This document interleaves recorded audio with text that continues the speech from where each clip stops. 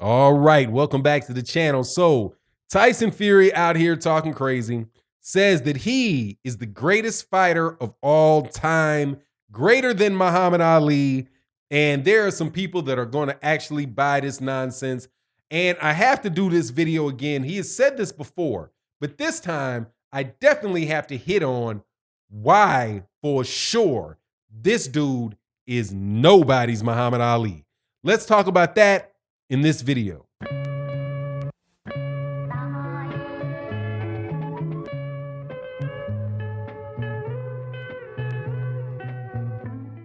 All right, welcome back to the channel. So, Tyson Fury, the WBC heavyweight champion of the world, and the self-proclaimed lineal champion of the world. I think he's got a better argument for it now, but really, you can't really tell until you get an undisputed championship of the world. However, if he is able to beat Deontay Wilder and he fights Anthony Joshua, I would favor Tyson Fury to actually get his hands on the undisputed heavyweight championship of the world. He just has to get past Deontay Wilder again, and he's got to get past Anthony Joshua. Now, neither one of those are givens. Deontay Wilder especially ain't no given. Especially ain't no given, because I still do believe that Tyson Fury played around in that first and second fight. Anthony Joshua, people are acting like Tyson Fury is just going to roll over Anthony Joshua. Dude, Anthony Joshua is a very, very good fighter, dude, who can crack and provoke and poses significantly different problems for Anthony Joshua than anybody, for Tyson Fury, than anybody that Tyson Fury has fought before. And that is that Anthony Joshua has he has a decent outside game. He has a very good mid-range game. And the boy can absolutely crack. I think that Anthony Joshua is the second biggest puncher in the heavyweight division behind Deontay Wilder. And without a doubt, he can lay you out with a shot. If he sits down on it and connects with you, you can go bye-bye from Anthony Joshua. And a very fundamentally sound fighter as well. And what he showed in the last fight is that he has very, very good footwork.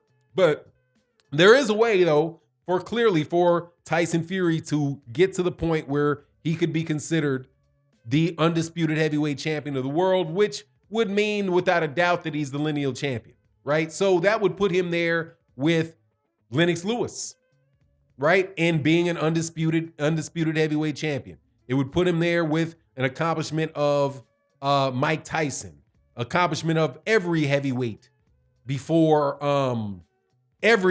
champion before Larry Holmes. Everyone. Larry Holmes was undisputed at that point in time too. But every heavyweight champion before Larry Holmes was an undisputed heavyweight champion of the world. So, but Tyson Fury can join that. Now, I've done a video before talking about the ability for Tyson Fury to beat anybody in any division or any era in boxing. And, you know, there's all kind of factors with that. Now, obviously, Tyson Fury has a size advantage over most heavyweights that have fought, right? And he can fight.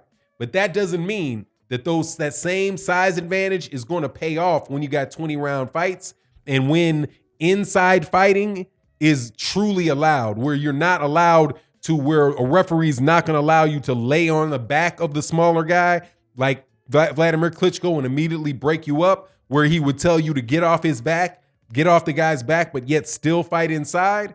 Dude, that right there could be disaster for a guy with a weak chin and a fat body. But this isn't really what I'm talking about as far as great right now. When you're saying that you're going to be, you know, the greatest fighter of all time, and this is me taking another opportunity to talk about what type of person that this champion has shown himself to be in the last really throughout his career. Muhammad Ali, there's a lot of things that you can say about Muhammad Ali. And not a lot of things you can really say about Muhammad Ali, but there's almost nothing you can say about Muhammad Ali, about him outside the ring and what he did for the sport of boxing as far as making the sport of boxing the central focus of sports. Muhammad Ali was able to do that not only because of his, first of all, immense amount of talent, which is leaps and bounds beyond Tyson Fury. What Tyson Fury has is he's big. But other than being big, there's literally no comparison that you can make between the two men. Also, Tyson inside the ring and Muhammad Ali has a total of 19 title defenses? I think he has 19. Nine in the first and 10 in the second. 9 from the time that he fought Sonny Liston to his last fight, I believe might have been Zora Foley. It might have been Zora Foley, but right before he was suspended in 1967, he defended that title 9 times. In the 1970s, between the time that he won it in 1974 and when he lost it when he won it from George Foreman and when he lost it to Leon Spinks, that was another 10 successful title defenses. He was I think he might have been an 8 or 9 time fighter of the year. I think he was an 8, 9. Yeah, he's been fighter of the year more than anybody else. But you see that Muhammad Ali's spread through all of the 1960s and all of the 1970s. So what he's actually done, over 64 fights. Tyson Fury at 30 years old just beat 30. But why does Tyson Fury have so many fights? And why hasn't Tyson Fury defended a championship belt ever? Because Tyson Fury is a cheater. And Tyson Fury got busted cheating Vladimir Klitschko. Now, he actually got busted for testing positive for performance-enhancing drugs for the Christian Hamer fight, right? And I do believe he tested positive for it after the Christian Hamer fight and before the Vladimir Klitschko fight. But he was not able to fight a rematch with Vladimir Klitschko because he was under investigation, was about to get suspended for performance-enhancing drugs. That did not happen to Muhammad Ali after he beat Sonny Liston.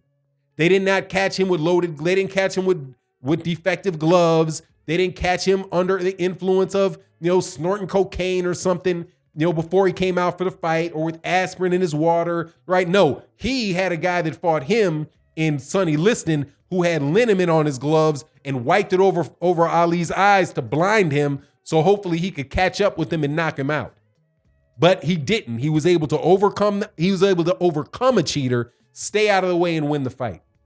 But outside the ring, look what Tyson Fury has done. Look what Tyson Fury has just done to the sport of boxing. When he thanked, and some people might catch it, but I catch it. When he said thank you to Daniel Kinahan, a guy that in Ireland, right, is reputed to have put. Now, I'm not saying that he's done it. I don't know if he did or he didn't. This is just stuff that's out there in the news.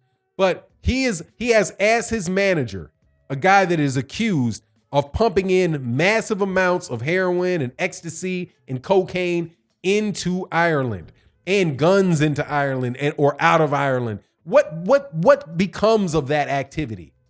What becomes of that activity? Death, disenfranchisement of the people of the people of Ireland.